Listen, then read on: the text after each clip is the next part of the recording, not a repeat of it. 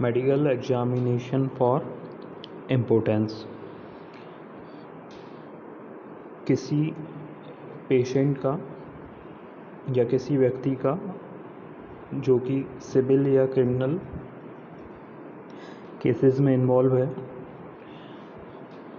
उसका medical examination किया जाता है। इसके लिए एक रिक्वेस्ट लेटर आता है जिसमें कि उस व्यक्ति का प्राइमरी डाटा, आइडेंटिफिकेशन के 2 मार्क्स और जो रिटर्न कंसेंट है वह इसमें होती है।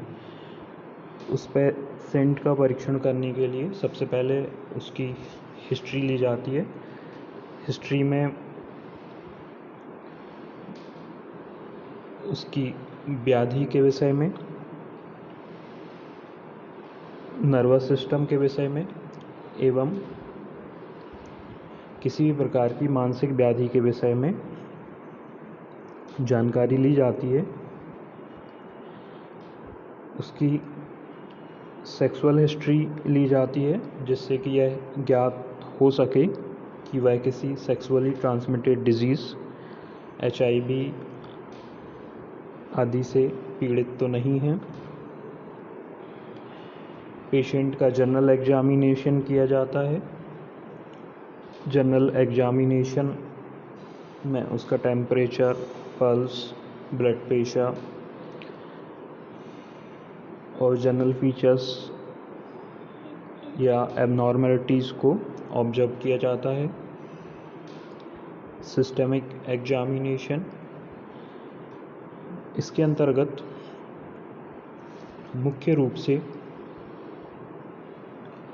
सेंट्रल नर्वस सिस्टम को एग्जामिन किया जाता है एवं साथ में उसकी साइकोलॉजिकल प्रॉब्लम्स यदि कोई होती हैं तो उनका परीक्षण किया जाता है। इसके पश्चात पेशेंट के जेनाइटल्स को एग्जामिन किया जाता है जिसके अंतर्गत उसके सेकेंडरी सेक्सुअल कैरेक्टर्स जो हैं उनके विकास को देखा जाता है कि वह अविकसित हैं या पूरी तरह से विकसित हैं। जेनाइटल्स के सामान्य विकास को देखा जाता है। कोई जन्मजात लैंगिक विकृति यदि होती है तो उसको नोट किया जाता है। यदि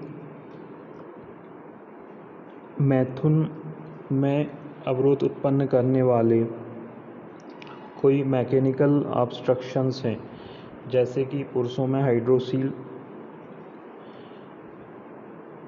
या स्क्रोटल हर्निया, एलिफेंटिएसिस डिजीज़ या महिलाओं में एडहेशंस ऑफ लेबिया आदि को ऑब्जर्व किया जाता है। और इसके अलावा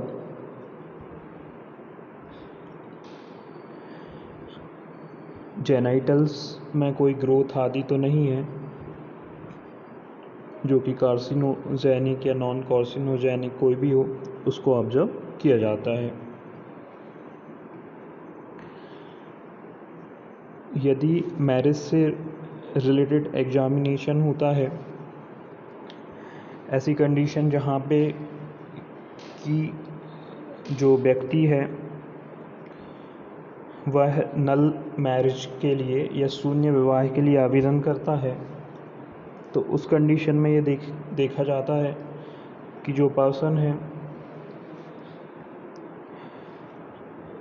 वह विवाह से पूर्व इम्पोर्टेंट था या विवाह के पश्चात। ये भी देखा जाता है